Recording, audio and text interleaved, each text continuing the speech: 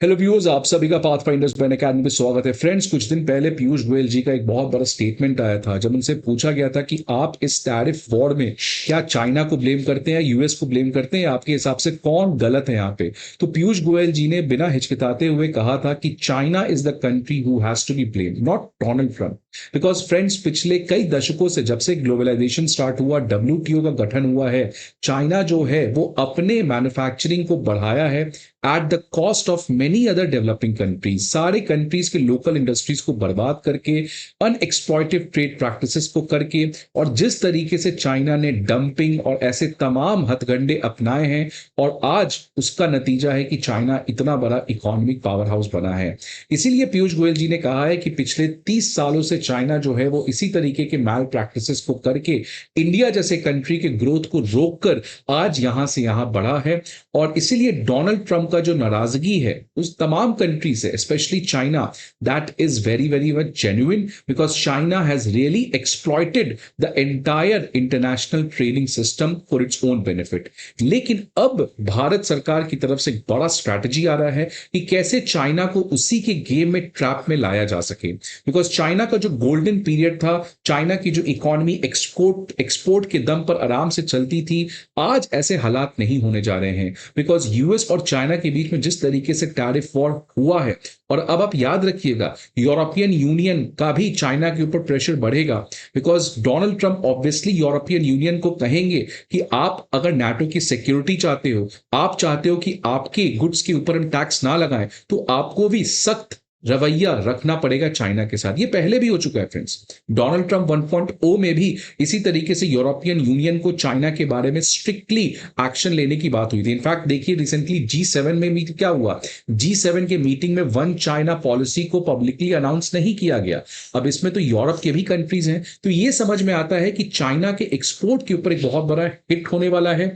China के पास आपको पता है कि ओवर कैपेसिटी है, वो हर चीज ज्यादा बनाता है और उसको दुनिया भर में बेचता है, नहीं बेच पाता है तो डंप कर देता है। लेकिन आज इन सभी चीजों के अगेंस्ट ग्लोबल लेवल पे रिटेलिएशन आएगा।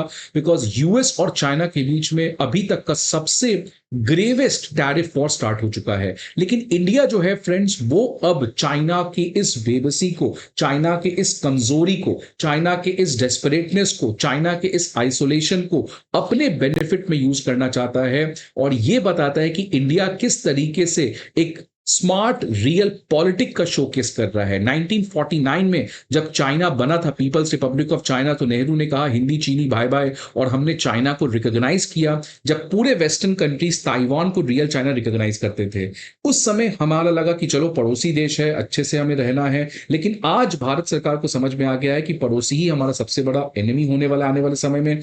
इसीलिए मजबूरी के समय दिल, भाईचारा, ये सब छोड़िए। आज चाइना रियली चाहता है इंडिया के साथ पार्टनरशिप करने का। इंडिया को पता है कि China is not a trusted partner, China is not a reliable partner, लेकिन अगर चाइना को एक्सप्लॉइट करके हम अपने मैन्युफैक्चरिंग को बढ़ा सकते हैं, सो व्हाई नॉट। इसीलिए देखिए, द हिंदू बिजनेस लाइन में 14 अप्रैल को ये अखबार में न्यूज आया है कि इंडिया जो है वो चाइना के मैन्युफैक्चरर्स के साथ कुछ बड़ा बार्गेन करने जा रहा है। बिकॉज चाइना जिस तरीके से डोनाल्ड ट्रंप के टैरिफ को झेल रहा है, उस केस में इंडिया जो है वो चाइना के इसी प्रॉब्लम की वजह से बेटर बार्गेन कर सकता है। क्योंकि अभी तक चाइना तो बार्गेन करता नहीं था, लेकिन आज चाइना के साथ भारत जो है वो इफेक्टिवली बार्गेन कर सकता है। इसी कॉन्टेक्स्ट में पिछले वीक हाई लेवल कैबिनेट की मीटिंग भी हुई है, जिसमें कहा गया है हर एक मिनिस्ट्रीज को कि आप चाइनीज सप्लायर्स के साथ बेटर डील को एक्सट्रैक्ट करें। अब बेटर डील का मतलब क्या है फ्रेंड्स? फॉर एग्जांपल, मान लीजिए इंडिया की कोई मैन्युफैक्चरर है। अब इंडिया की मैन्युफैक्चरर को कुछ रॉ मटेरियल चाहिए जो चाइना से आ रहा है। फॉर एग्जांपल, दवा। इंडिया तो दवा तो बनाता है, generic medicine, but generic medicine को बनाने के लिए जो एपीआईज है वो चाइना से आते हैं। लेकिन अब क्या है कि चाइना से हम कह सकते हैं कि आप इसको डिस्काउंटेड दीजिए। बिकॉज चाइना के जो यूएस में जो रॉ मटेरियल जाता था वो तो बंद हो गया है, तो अब वो बेचेगा कहाँ? उसको कहीं और चाहिए, और इसी चीज में इंडिया जो है वो उसको डिस्काउंटेड रेट पे खरीद सकता है। फॉर एग्जाम्पल देखिए, क्रिटिकल मिनरल्स, चाइना ने रिटेलिएट करके क्रिटिकल मिनरल्स को यूएस में जाने से बैन कर दिया है। अब उस क्रिटिकल मिनरल का करेगा क्या? कहीं ना कहीं तो बेचना ही है। तो इंडिया जो है वो उसको सस्ते रेट में खरीद सकता है, उस रॉ मटेरियल्स के बेसिस पे इंडिया प्रोड्यूस कर सकता है, मैन्युफैक्चर कर सकता है और उसको फिर हम बाहर बेच सकते हैं। तो इंडिया जो है वो अपने रॉ मटेरियल सोर्सिंग जो चाइना से करता है उसमें सिग्निफिकेंट कॉस्ट एडवांटेज को ले सकता है, और इसी केस में आने वाले समय में रॉ मटेरियल्स को लेके भारत जो है इफेक्टिवली बार्गेन करने जा रहा है।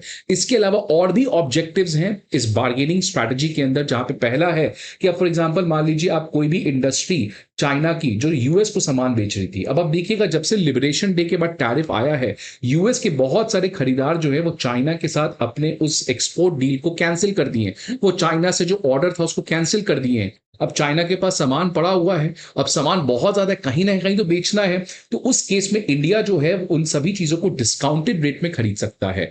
तीसरा, इंडिया जो है वो वहां के कंपनीज को फोर्स कर सकता है कि अगर आप इंडिया में बेचना चाहते हैं तो आपको इंडिया में टेक्नोलॉजी ट्रांसफर करना पड़ेगा और इंडिया के अंदर आप लोकल प्रोडक्शन कर सकते हो मेक इन इंडिया के अंदर। तो अब जो भी कंपनीज चाइना से इंडिया को बेचना चाहते हैं अपने ओवर प्रोड्यूस गुड्स को, तो इंडिया कह सकता है कि ठीक है आप बेचिए, लेकिन आप इंडिया में मेरे साथ ज्वाइंट वेंचर लगाइए और आप अपने टेक्नोलॉजी ट्रांसफर करिए। अब ये बार्गेनिंग किस तरीके का होगा, कितना होगा, इसके ऊपर क्लैरिटी नहीं है, लेकिन अब भारत सरकार की जो कैबिनेट है उसने डिसाइड किया है कि हर एक मिनिस्ट्रीज इसी तरीके से चाइना के साथ बार्गेन करेगी, और चाइना के पास रियली कोई ऑप्शन भी नहीं है, चाइना को इस तरीके से चीजों को करना पड़ेगा। फॉर एग्जांपल मैं आपको बता रहा हूं, टॉय इंडस्ट्री, चाइना इस समय यूएस टॉय इंपोर्ट में 77% शेयर रखता है। मतलब अगर यूएस ₹100 का सामान खरीदता है तो 77 रुपीज का सामान टॉय में जो है वो चाइना से आता है। लेकिन अब टैरिफ की वजह से चाइना का जो टॉय एक्सपोर्ट है यूएस में वो घटने वाला है।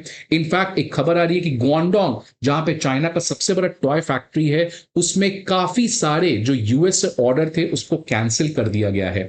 अब इसी चीज को इंडिया जो है वो इन्हीं टॉय को सस्ते रेट में खरीद के यूएस को वापस से बेच सकता है, या वहां के जो टॉय मैन्युफैक्चरर्स है उनको मजबूर कर सकता है कि आप अगर चाहते हैं इंडिया के थ्रू यूएस को बेचना या ग्लोबल मार्केट को कैप्चर करना, तो आप आइए मेरे साथ लोकल प्रोडक्शन करिए और अपने टेक्नोलॉजी को ट्रांसफर करिए। इसी कॉन्टेक्स्ट में बिजनेस स्टैंडर्ड में आया था कि यूएस चाइना के टैरिफ वॉर की वजह से इंडिया जो है वो ग्लोबल टॉय एक्सपोर्ट हब बन सकता है। इसके अलावा फ्रेंड्स आप यहां पे देख सकते हैं कि टाइटेनियम डाइऑक्साइड, रिसेंटली आप देखिए 17 फरवरी की ये न्यूज है, इंडिया ने टाइटेनियम डाइऑक्साइड के इंपोर्ट के ऊपर एंटी डंपिंग ड्यूटी लगाया था, बिकॉज चाइना बहुत बल्क में इस चीज को प्रोड्यूस करता है, और आज यूएस के टैरिफ वॉर की वजह से चाइना को कहीं ना कहीं इसको बेचना ही था। अब इसी कॉन्टेक्स्ट में भारत जो है वो अब आने वाले समय में टाइटेनियम डाइऑक्साइड का, क्योंकि भारत खुद इस चीज को चाइना से खरीदता है, अब इस रॉ मटेरियल को भारत आने वाले समय में सस्ते रेट में खरीदने वाला है, और इस टाइटेनियम डाइऑक्साइड का यूज जो होता है वो पेंट्स इंडस्ट्री में होता है। तो अगर भारत की for example Asian paint company है, अब उसको अगर सस्ता टाइटेनियम डाइऑक्साइड मिलेगा चाइना से, तो वो भारत के पेंट्स का जो कॉस्ट ऑफ प्रोडक्शन है वो कम हो जाएगा, जिससे हमारे पेंट्स ग्लोबली कॉम्पिटेटिव हो सकते हैं। लेकिन सबसे बड़ा जो भारत इस पर्टिकुलर बार्गेनिंग स्ट्रैटेजी के अंदर अचीव कर सकता है वो है क्रिटिकल मिनरल्स को लेके, बिकॉज चाइना ने रेस्ट्रिक्ट कर दिया है रेयर अर्थ एलिमेंट्स और क्रिटिकल मिनरल्स को यूएस जाने से।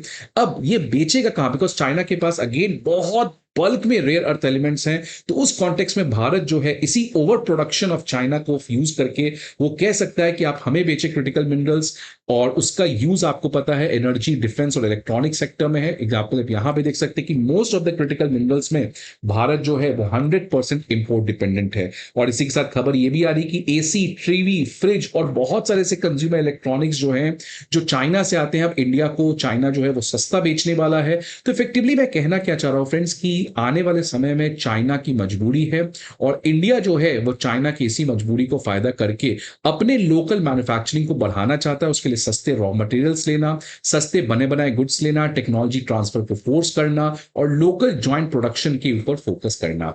और इस चीजों के बारे में बात करेंगे आज इस सेशन में फ्रेंड्स हम लोग। बट आगे बढ़ने के पहले इंपॉर्टेंट इन्फॉर्मेशन के अकेडमी इस previous questions, current affair analysis और प्रीलिम्स मॉक टेस्ट, ये सभी चीजों के पीडीएफ अब आपके सामने लेके आया है। ये सारे पीडीएफ्स आपको हमारे वीडियो पे दिए गए डिस्क्रिप्शन पे लिंक पे मिल जाएगा, जहां पर आप सभी जाके डाउनलोड कर सकते हैं। These PDFs are absolutely free of cost for all the dear students. इसके अलावा you can call on this number और feel free to visit any of our 4 offline centre. अब देखिए, अब इसको स्ट्रैटेजी को समझिए क्या है। स्ट्रैटेजी दो लोग खेल रहे हैं, एक तो पीयूष गोयल जी और दूसरी तरफ एस जयशंकर जी। एक तरफ जो है चाइना जो है वो काफी समय से कह रहा है कि ड्रैगन और एलिफेंट को डांस करना चाहिए, राइट। चाइना आप देख सकते हैं 12 अप्रैल की खबर आ रही कि 85,000 रिकॉर्ड वीजा उसने इंडियंस को दिया है, वेलकम इंडियन फ्रेंड्स। तो चाइना क्लियर कट डेस्परेट है अब भारत जो है वो भी चाइना के साथ धीरे धीरे बातचीत कर रहा है। देखिए एस जयशंकर जी के 10 अप्रैल का statement, India China ties are now much better than before. मतलब हम ये बताना क्या चाह रहे हैं, हम बताना चाह रहे हैं कि चाइना के साथ प्रॉब्लम है, पर हम चाइना के साथ बातचीत कर रहे हैं।